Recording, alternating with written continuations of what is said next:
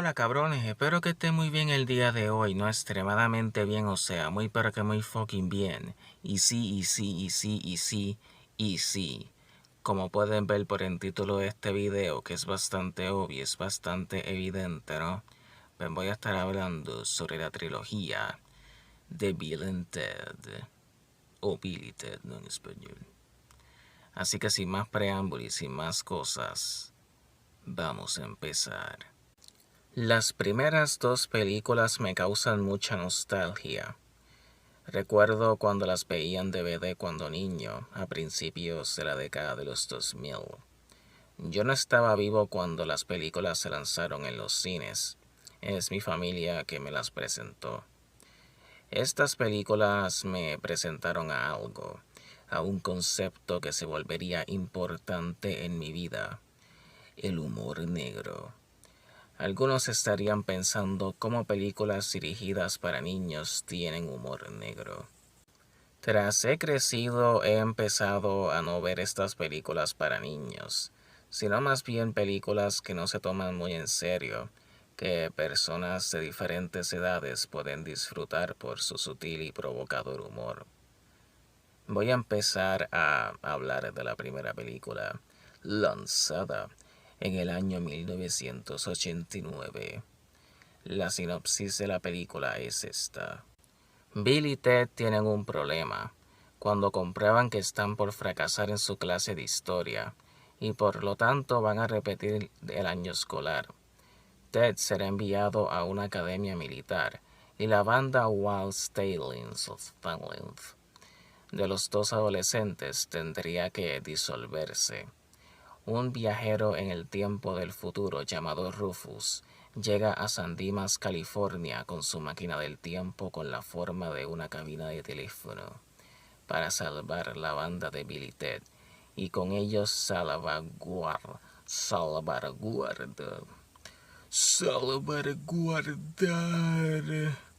el progreso del futuro.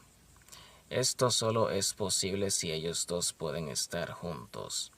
Así que Bill y Ted comienzan a viajar en el tiempo, en esta cabina, y conocen a Sócrates, Napoleón, Ludwig van Beethoven, Juana de Arco, Genghis Khan, Sigmund Freud, Billy the Kid y Abraham Lincoln en la década de 1980, donde las figuras históricas hacen que Bill y Ted se metan en un gran lío siendo arrestados y detenidos en la comisaría. Bill y Ted consiguen liberar a los personajes históricos. Su presentación escolar será un gran éxito, por lo que pasan el examen y pueden seguir tocando juntos y convertirse en una exitosa banda que marcará la historia mundial para siempre. El elenco es fenomenal. Tienes a los protagonistas Bill y Ted, interpretados por Alex Winter y Keanu Reeves. También se tiene a un icónico personaje secundario llamado Rufus, interpretado por el legendario y fallecido cómico George Carlin. La química entre los tres personajes es lo que hace la película divertida de ver. El resto del elenco son los dos intereses románticos de Bill y Ted, que apenas aparecen en la película y no tienen verdadera consecuencia en la trama. Los personajes históricos y los que restan están en pantalla. Esta primera película es la más straightforward, la más directa, la más convencional de las tres, con la manera en que maneja la historia, personajes, sets, etc. Aunque sí que tiene algunos momentos excéntricos y experimentales en esos departamentos.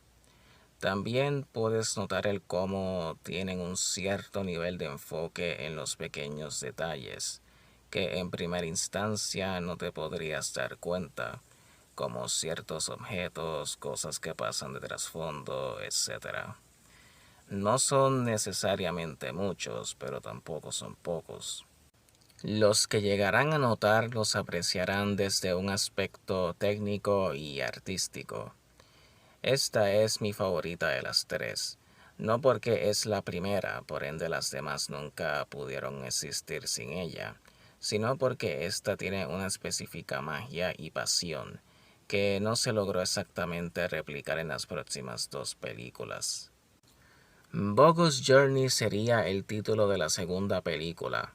Como dato curioso, el título original era Bill and Ted Go to Hell, la cual no se tomarían tanto tiempo en lanzar. Se lanzó en el año 1991.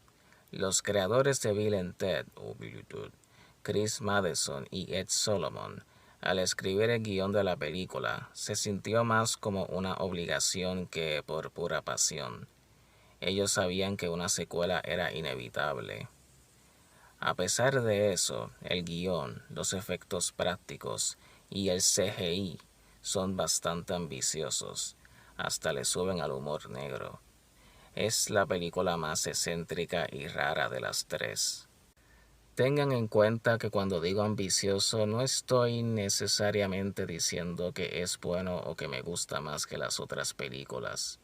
Mis problemas son más con el guión y un poco con el humor. Para nada con los efectos. Aprecio la originalidad en ese departamento. Antes de ir más en detalle con lo comentado anteriormente, voy a contarles la sinopsis de la película. En el futuro, Rufus se encarga de dar una clase cuando su ex maestro aparece con la determinación de matar a Bill y Ted, para que él termine siendo el gobernador máximo. Mientras en el pasado Bill y Ted están celebrando el cumpleaños de sus novias y pensando en cómo salvar su banda porque aún ellos no tocan bien. Luego llegan unos robots haciéndose pasar por sus otros yo del futuro, idénticos a ellos, para después matarlos tirándolos un risco. Supuestamente mueren, pero logran engañar a la muerte, y ahora están en una travesía para saber cómo revivir, salvar a sus novias y al futuro. Mi problema con el guión, la historia, es que el concepto del viaje en el tiempo lo hace innecesariamente confuso. Yo reconozco que el concepto del viaje en el tiempo no tiene reglas absolutas, pero al menos las reglas que se establezcan tienen que tener coherencia y consistencia, o por lo menos la mayoría del tiempo. Claro, esto es algo que sufre la primera película, pero no de gran manera. Se entiende muy bien las reglas, aunque no sean 100% consistentes. Pienso que en esta secuela los creadores dijeron fuck it, nos vamos bien bananas, bien locos, bien excéntricos, bien raros. No importa que haga poco sentido. En esta película hay fucking robots del futuro idénticos a los protagonistas, monstruos, la muerte, un dictador, más personajes históricos, etc. Siéntate y disfrútalo sin tomártelo tan en serio. Eso es técnicamente lo que hice, pero aún así es difícil de ignorar las grandes inconsistencias. Gracias a la película ser bastante experimental, el humor llega a ser muy hit or miss. Hay chistes que pueden ser muy raros, que la ejecución termina siendo plana. En otros casos funciona muy bien. Eso es gracias al carisma que traen todos los actores a sus papeles. Esta es mi menos preferida de las tres, pero aún así es competente.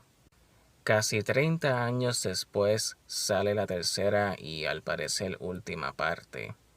Después de aquí lo más probable harán un reboot o enfocándose en sus hijas. Ni idea. Llamada Bill and Ted Face the Music. Voy a empezar directamente con la sinopsis para no hacer un parón y estar más en contexto con lo que argumento. Ahora soportando la monotonía de la vida de la mediana edad, Bill y Ted son advertidos por un visitante del futuro de la necesidad de crear una canción que salvará toda la vida y el universo. La pareja trabaja con sus familias, viejos amigos y músicos famosos para completar esta tarea. La dirección que toman en esta es más directa, más simple de seguir, no tan ambiciosa en la parte de los efectos y sorprendentemente no muy dedicada a la nostalgia. Lo que hacen es que cogen el mundo ya establecido y con ello crean una nueva historia, una nueva aventura para Bill y Ted. También sus hijas porque comparten casi la misma duración, a tal punto que cuentan como protagonistas. Sus hijas son básicamente las versiones femeninas de ellos. Hubiera sido mejor a mi parecer hacerlas diferentes a Bill y Ted, porque de esa manera tendrían mejor química y dinámica. Si tuviera que decir una última queja de la película sería que visualmente llega a ser muy brillante, muy sobreexpuesta, y la cinematografía muy plana y estándar. Claro, las primeras dos películas no son obras maestras en la parte de la cinematografía. En la parte de la iluminación han llegado a ser creativos, pero no extra duper mega creativos. En esta tercera parte se nota que no se la pensaron mucho en esos departamentos, en comparación con las primeras dos. Las cosas que me gustan de la película sería la clásica química y dinámica de Bill y Ted, los personajes recurrentes, en especial la muerte. Él se roba el show, definitivo. Los personajes históricos, en este caso solamente de la música, el cambio de Dave Grohl, entre otras cosas más. Hablando de los soundtracks, el soundtrack de la primera película contiene canciones genéricas de glam slash hair metal de los 80s.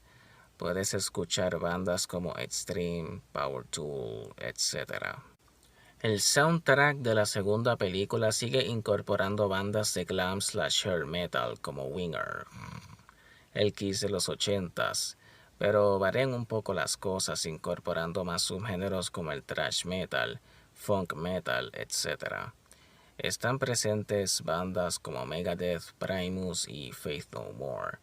Steve Vai se encargaría de los pasajes de guitarra que se escuchan en la película. Similar al primer soundtrack, las canciones son muy genéricas y derivadas de sus respectivos estilos. El soundtrack de la tercera película es donde de verdad varían las cosas, incorporando subgéneros como el indie, garage punk, power pop, groove metal, industrial, psicodelia, electro rock, space rock y stoner metal. Están presentes bandas como Big Black Delta, Weezer, Cold War Kids, Mastodon, Lamb of God, Culture Wars, Animals as Leaders, etc. Volviendo a lo mismo, las canciones son muy derivadas, muy genéricas de los estilos, aunque el title track, Face the Music, es la canción más cercana a ser sobresaliente. Se nota que se tomaron más tiempo en hacer la canción más elaborada, con más sustancia. Lo que incorporan es un coro de varias personas en loop, un bajo bien groovy y lleno de cuerpo, una batería tocada mayormente en 4x4, diferentes instrumentos de viento como la flauta y la trompeta, y una guitarra eléctrica enfocada mucho en shredding y melodía, de una manera progresiva, sutil, sin tirarte todo al mismo tiempo. La canción que cierra el soundtrack es un trip psicodélico, tocada con los instrumentos ya mencionados. So que sí, eso realmente sería el video en cuestión, ¿no? Díganme qué piensan sobre lo que se llegó a comentar. Obviamente no olviden el fucking drill, que no se olviden dar like y suscribirse, que si ya están suscritos solamente dale like y ya. Las redes sociales están en la descripción y pues este motherfucker se va a despedir ahora, así que despídete ahí, motherfucker. Oh shit, oh shit. Nos vemos.